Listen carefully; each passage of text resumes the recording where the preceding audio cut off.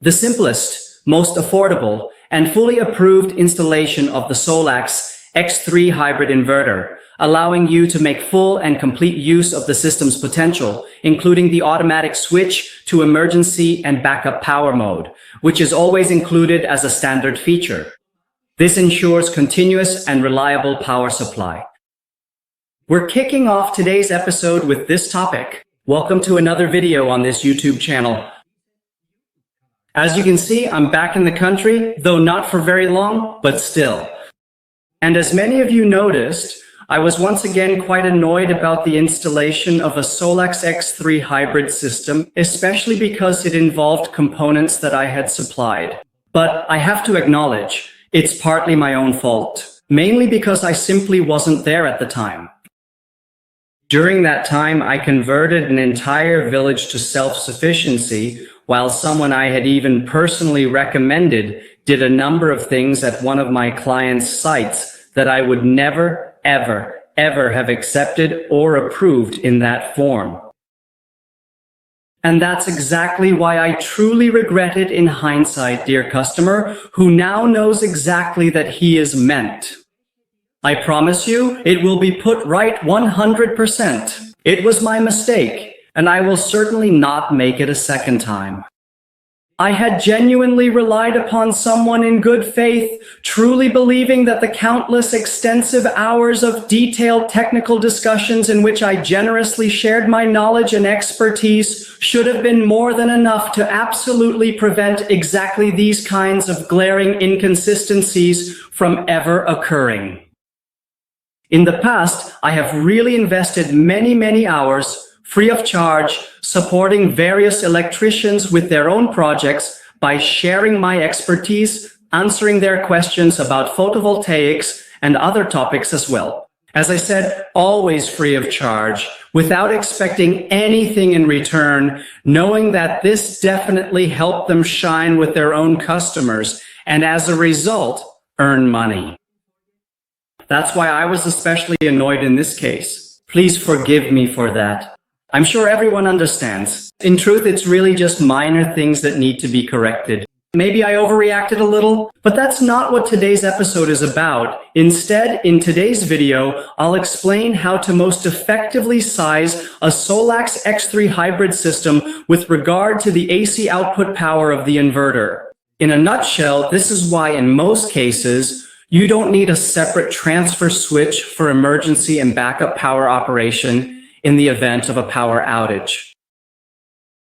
But, and this is important, it is absolutely essential to meet certain requirements in order to fully utilize the potential that the Solax X3 Hybrid inverter inherently offers.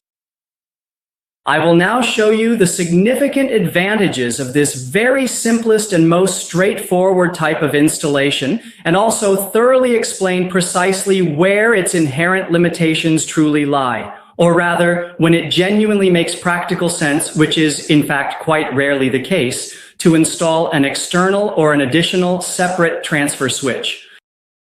I will also briefly touch on the installation on the roof, what needs to be considered there, or rather what you actually don't necessarily have to pay attention to in a single-family house, which, as you surely all know, falls under so-called building class 1, and how you can save a lot of money during roof installation, which, if invested in a battery storage system, definitely makes more sense.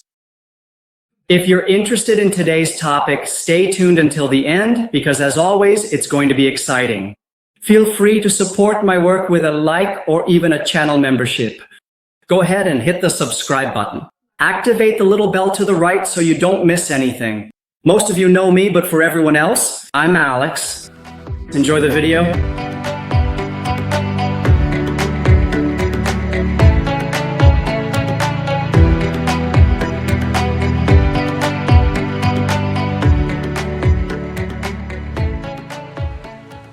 As mentioned, once again, it's about the Solax X3 Hybrid inverter. And it doesn't matter whether it's the G4, the new G4 Pro, or the Ultra. The way they operate is the same for all devices. They also all have in common, and this is what sets this inverter apart, provided a battery storage system is connected to the inverter and actually has energy available.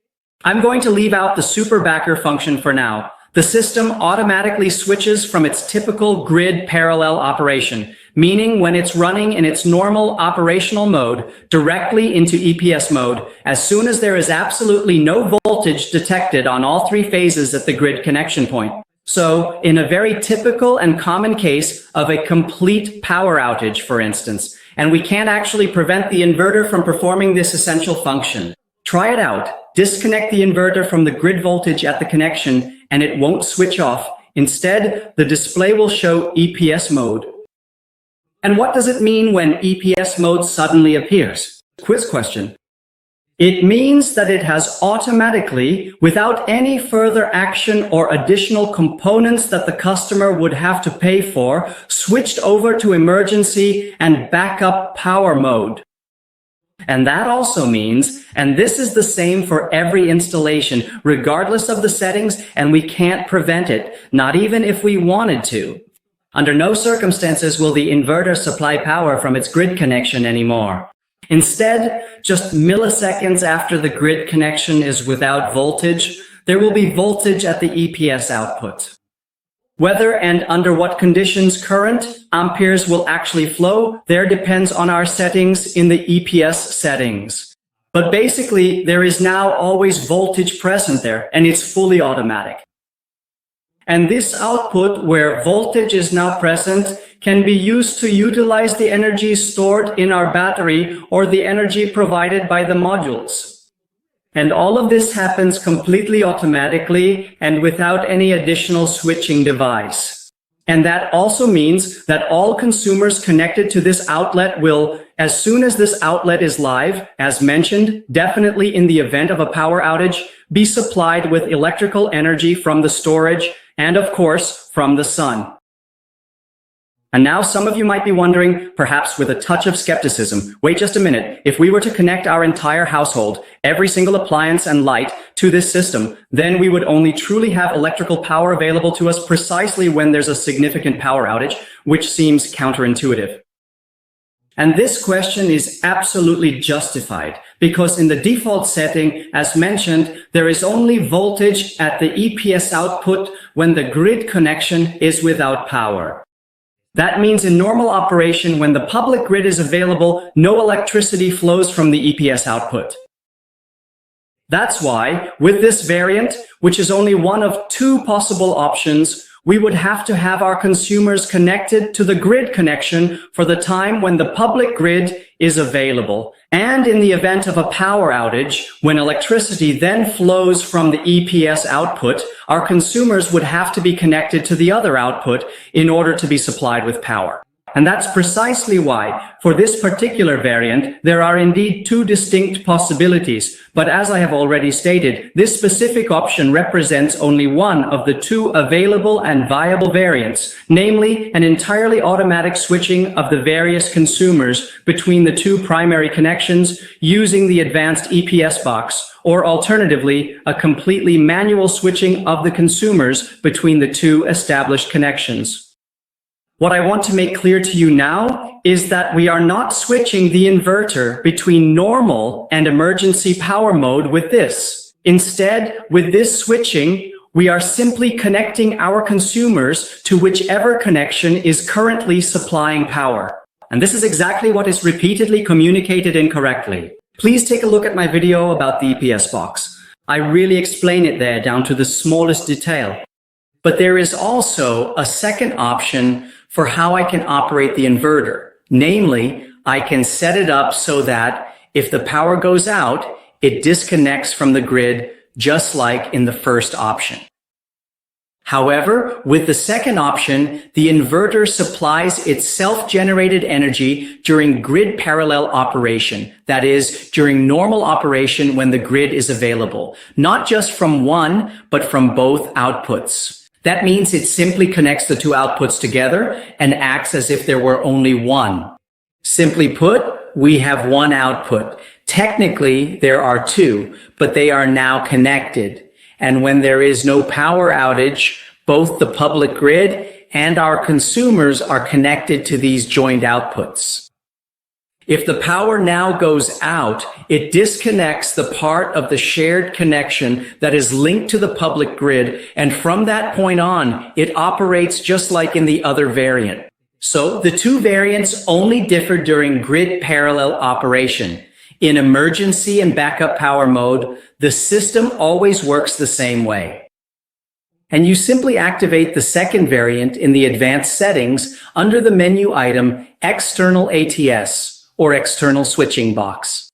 When you deactivate it, you connect the outputs together during grid parallel operation. With the function activated, voltage is always present at only one of the two connections. Now you might be completely satisfied, and this is a valid question. For example, the Solax X3 G4 can only deliver 15 kW. What happens if we need more than that in our household? That's correct. The inverter can only supply self-generated energy from each of its outputs up to its maximum output power. But let me emphasize, self-generated energy. However, it can pass through 150% of its maximum output power via these outputs when they are connected together. That means if you have the X3 G4 with 15 kWh, and this is also the reason why I only ever recommend this one, you can pass through up to about 22 kW of grid power via these connections, and that is enough in most cases. If your household, like most private households, is protected with 25 amps per phase, then that's a little more than 17 kWh. The inverter can handle 22 kW, so that should definitely be sufficient. And you always have this option. But you should keep one thing in mind. If you use this option, and in most cases, there's really nothing against using it, all of your household electricity will flow through the cables connected to the inverter. That's why we have the option to connect cables up to 6 square millimeters with the Ultra and the new X3 G4 Pro. With those, you can even use cables up to 16 square millimeters.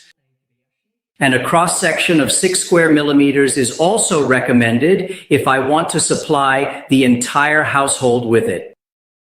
Because, as I said, unlike in variant 1, not only the maximum output of the inverter can flow through these cables now, but even up to 50% more. So that this current can flow without risk, as mentioned, we need a cable cross-section that is matched to the household. As I said, there is no reason not to use 6 square millimeters, and of course, the current flow must not be limited by a circuit breaker that is too weak. Otherwise, I can never use the full theoretically possible power because the circuit breaker will trip beforehand. And that's exactly why there is also a 25 amp circuit breaker per phase installed at the EPS output of the 15 kW inverter. The inverter can also output up to about 22 amps per phase in EPS mode, and that with up to 70% unbalanced load. Therefore, even in pure off-grid operation, a 25 amp circuit breaker is ideal for the 15 kilowatt unit. And when I see that a customer only has 4 square millimeter cables installed, and these 4 square millimeter cables are fused with 16 amps so they don't start burning, I ask myself, why do people do that? I just don't get it, but I guess I don't have to understand everything. If you can tell me, please write it down in the comments below. But as I said, since daisy chaining is limited to 22 kilowatts, there is also, as mentioned at the beginning, a second option. That means if your household is, contrary to expectations, protected with more than 25 amps, and you also want or need to use the energy provided by the utility company, then an external switching device makes sense, which allows you to handle higher currents. An external switching device also makes sense if even 6 square millimeter cables are not enough for you, perhaps because the cable runs are too long. A voltage drop of, I think, up to 3% or whatever it is permissible. If it's more than that, you'll have to come up with a solution. This can be calculated very easily, but in most cases, 6 square millimeter cables at 25 amps per phase should be sufficient. If you happen to have 4 square millimeter cables installed, which isn't ideal, go down to the basement and check it out. And if you still want to loop through, you can also split your loads between both connections, namely the grid and the EPS side. But you need to be aware that in the event of a power outage, only those devices connected to the EPS side will continue to operate. On the topic of smart meters, I'll just say this. Anyone who had one installed without specifically wanting or ordering it, in 90% of cases, you could have saved yourself the money. The smart meter now measures, for about 150 euros, the same data that the CT clamps included in the package would have provided for free. The claim that the CT clamps only work up to 20 meters is complete nonsense. I've never had a problem with them even up to 50 meters. A smart meter isn't a bad thing, but spending 150 euros for a switch that nobody needs, plus wasted installation materials, that's just not worth it. For that amount, you could have already gotten another storage module, which would actually benefit you. When a smart meter, or rather a second measuring device, makes sense from a technical perspective, I explain in numerous alternative videos. I won't go into detail about that now. Regarding installation on the roof, I always provide very affordable mounting materials with my systems, which have now proven themselves in thousands of installations. Not a single one has had any problems with it so far, even though they don't have K2 or similar. I can absolutely guarantee you there is truly no conceivable situation whatsoever where you cannot reliably and safely secure your valuable modules to the roof with it, providing complete peace of mind. Personally, I don't see any reason why someone should spend double or even triple the amount on mounting materials. In my opinion, it's more sensible to invest that money in more storage capacity, but that's something everyone has to decide for themselves. Time and again, I am confronted with nonsensical and incorrect statements regarding the distance of the modules from the edge of the roof. 90% of the statements made on this topic are simply wrong. The thing is, there are different building classes. A single-family house falls under building class 1. There is really only one actual regulation that must or should be followed, and that is the distance between the modules and a roof window or roof exit, so that it can be used without restriction in the event of a fire. For everything else, there are no strict rules, just recommendations based on common sense. A distance of 30 centimeters or more between a photovoltaic module and the edge of a gabled roof is sufficient. From the eaves, I try to stay at least 2 rows of tiles away if possible. It is a well-established physical and scientifically proven fact that the greatest wind load, or rather the strongest suction effect, consistently occurs at the very peak of the roof ridge, where the forces are most concentrated. That's why I usually have the modules end a bit below the ridge and don't make them flush, but also don't let them stick out above it. If someone is watching this video now and thinks that something could still be optimized on a particular system, no problem. Nothing has happened yet. The two of us will work together, fix things up together, and in 1 or 2 hours, the matter will be settled and we'll be good friends again. If you think you're the best and you've done everything right, then so be it. Then I'll do it alone. I don't argue, I get things done. That's it for today. Thank you very much for watching this video, and we will see each other again in the next upcoming video.